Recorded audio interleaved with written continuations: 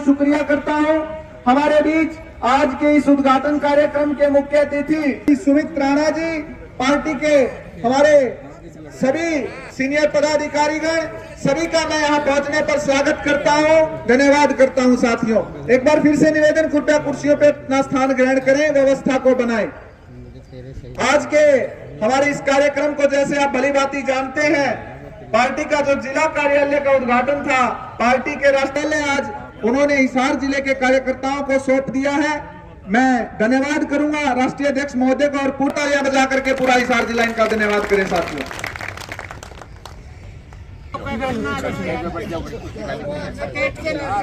अब मैं कार्यक्रम को सुचारू रूप से, विविध रूप से आगे शुरू करने से पहले हमारे बहुत ही मेहनती हिसार हल्के में बीडीएम की अहम भूमिका आदरणीय तरुण गोयल जी वो आए, और प्रधान तरुण गोयल जी, जोरदार तालियां इनकी व्यवस्था के लिए।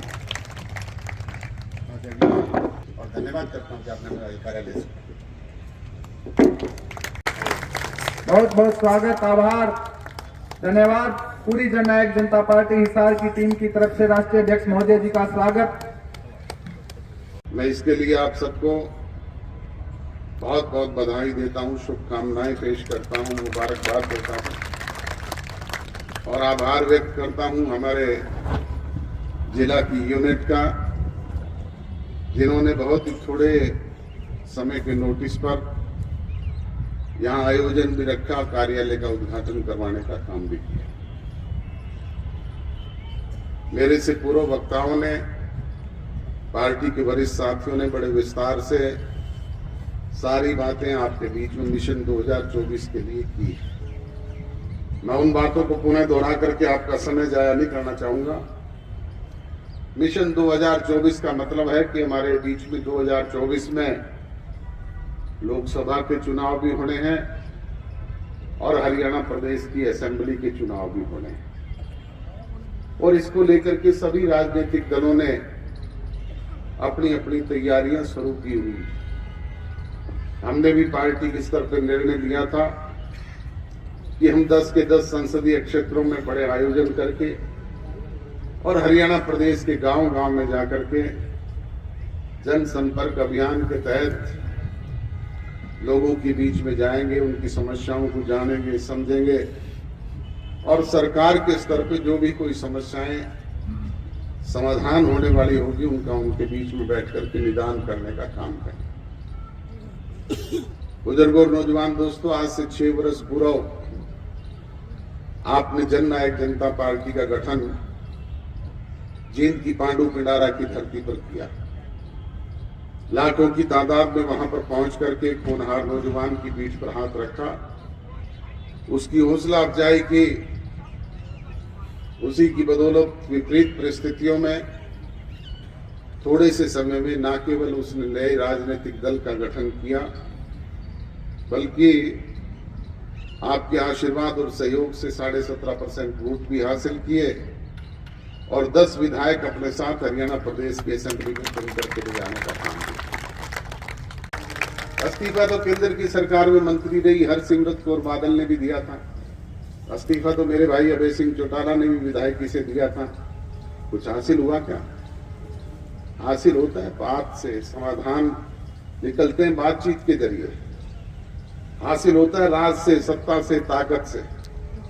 आज अगर आपकी दी हुई ताकत है और हम सत्ता में हैं, तो आप जो भी कोई छोटी मोटी समस्याएं हमारे समक्ष लेकर के जाते हैं, आपके बीच में बैठ करके सरकारी तंत्र के जरिए उसका समाधान करवाने का काम करते हैं। और अगर ताकत में ना हो तो फिर हमारे जैसे कितने लोग रोज आपके बीच में घूमते रहो, कोई पूछने वाला है क्या?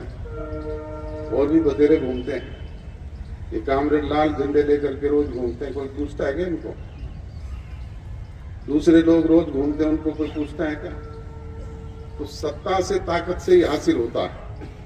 इसलिए जरूरी है कि अब शेष बचे हुए समय में हम लोग मेहनत करके इस सत्ता पुनः हासिल करने का काम करें, और वो तभी संभव होगा जब संगठन मजबूत होगा। और उसके लिए सीधा सा फार्मूला है कि हर बूथ पे एक बूथ योद्धा, ये हर बूथ पे एक बूथ सखी, क्योंकि आजकल माताओं बहनों की भी 50% की भागीदारी है।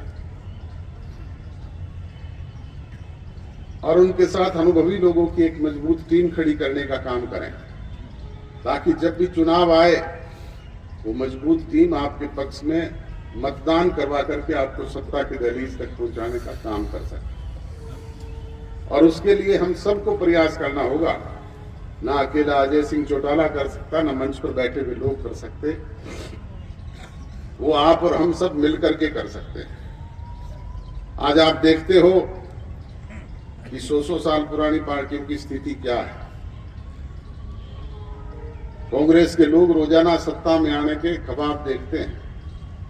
10 साल हो गए, 3 प्रदेश अध्यक्ष बदले गए, 5 प्रभारी बदले गए, आज तक अपना संगठन भी खड़ा नहीं कर पाए।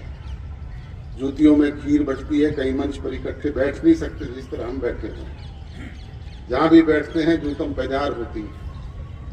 ऐसे लोग भी सत्ता में आने के सौपन संजोए हुए हैं, और जो अकेले चुनाव लड़ने का दम भरते थे, आज वो आम आदमी पार्टी जैसी पार्टी का सहारा लेने का काम कर रहे हैं। ये स्थिति उनकी है।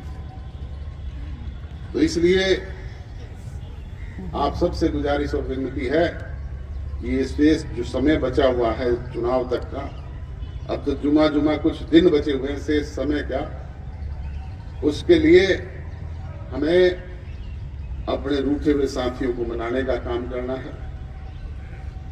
और नए साथी चाहे वो किसी भी राजनीतिक दल में हैं, जो अच्छे लोग हैं उनको अपने साथ जोड़ने का काम करना है।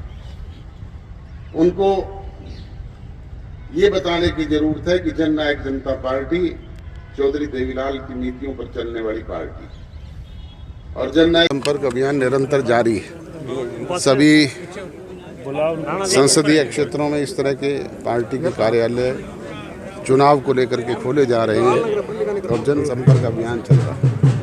पार्टी का मुख्य वो क्या रहेगा सर, टिकटें वितरण का पैमाना क्या रहेगा, क्या कुछ क्वालिटीज देखी जाएगी सर, क्या रहेगा? अभी आवेदन कब से मांगे जाएंगे, क्या रहेगा? आवेदन तो हमारे पास ऑलरेडी है, उन्हीं में से सिलेक्शन करना है। मैंने तो कहा ना कि मिशन 2024 का लक्ष्य यही है कि एनडीए की सरकार पुनः केंद्र में आए और हम उसके सहयोगी और भागीदार हों। तो डॉक्टर साहब, चुनाव इकट्ठे लड़ा जाएगा, क्योंकि ये जब मैं आपके बीच में एक ही सेंटेंस में बात खत्म कर रहा हूं कि एनडीए की सरकार पुनः रिपीट हो, मोदी जी प्रधानमंत्री बने और हम उस सरकार के सहयोगी हों, तो मिलकर के लड़ेंगे। लेकिन जैसे बीजेपी ने कहा कि हरियाणा में हम 10 के 10 सीटों हम भी कह रहे हैं कि 10 की 10 सीटें जीत के पुनः प्रधानमंत्री मोदी जी को बनाने का काम करेंगे। तो किसी फार्मूले पे काम हो रहा है?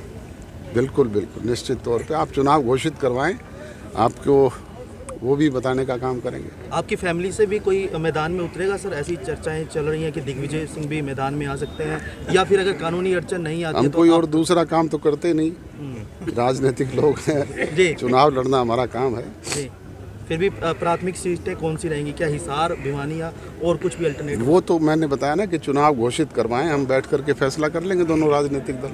आम आदमी पार्टी और कांग्रेस का जिस तरह से टाई अप हुआ है, इसका इम्पैक्ट लगता है सर कि कुछ होगा आने वाले दिन? जो कांग्रेस बड़े बड़े बुलंदबांग दावे करती थी कि हम अकेले लड़ने में सक्षम हैं, आज उन्हें बैसाखी की जरूरत पड़ी है। किसान जिस तरह से लगातार अब से मोर्चेबंदी करने की तैयारी में, हालांकि 29 तक उन्होंने टाल दिया सब कुछ, लेकिन आप क्या मानते हैं, क्या एमएसपी या जो भी वो मांगे कर रहे हैं जायज़ है? ऑलरेडी एमएसपी हरियाणा प्रदेश में 14 फसलों पे दी जा रही है। हम तो सदैव किसान के हमदर्द हैं, हितैषी हैं, और किसान की कोई भी समस्या होती है उसका समाधान करते हैं। आज दाना दाना हम खरीद करने का काम ही नहीं करते, उनके अकाउंट में सीधा पैसा भेजा करके उनको आर्थिक आज़ादी दिलवाने का काम अगर किसी ने किया है तो जननायक जनता पार्टी ने किया। सर, सांसद ब्रजेंद्र और वीरेंद्र जी भी ये कहते हैं कि जब तक इनका गठबंधन रहेगा तो हम पार्टी छोड़ देंगे, तो ये लगातार कहते आ रहे हैं। अभी भी पीछे उन्होंने बयान दिया था, क्या कहें? दुष्यंत ने पहले भी कहा था कि उनके फादर भी तारीख पे तारीख देते हैं, वो भी तारीख पे तारीख देते हैं, फैसला तो उन्होंने करना है, हम तो काम करते हैं। तो जजपा ने प्रदेश की 10 सीटों पर अपने आज चुनावी दफ्तर का आगाज कर दिया है। पूरे प्रदेश में खोले गए हैं, अभी सभी जगह खोले गए लोकसभा चुनाव को लेकर। बिल्कुल बिल्कुल, मतलब 10 की 10 जगह पर तैयारियां चल रही जी हैं। जी जी जी। डॉक्टर साहब, महम में जो गोलीकांड हुआ उसको लेकर कहते हैं? महम में नहीं, सॉरी, नफे सिंह बहादुरगढ़। नफे सिंह जी देखो, बहुत ही निंदनीय घटना हुई है और सबको इस बात का अफसोस है। मैंने तो पहले भी प्रेस के जरिए उसको उजागर किया है। आज मैं उनके घर बैठने भी जा रहा हूँ। ठीक है, थैंक यू जी। Thank you.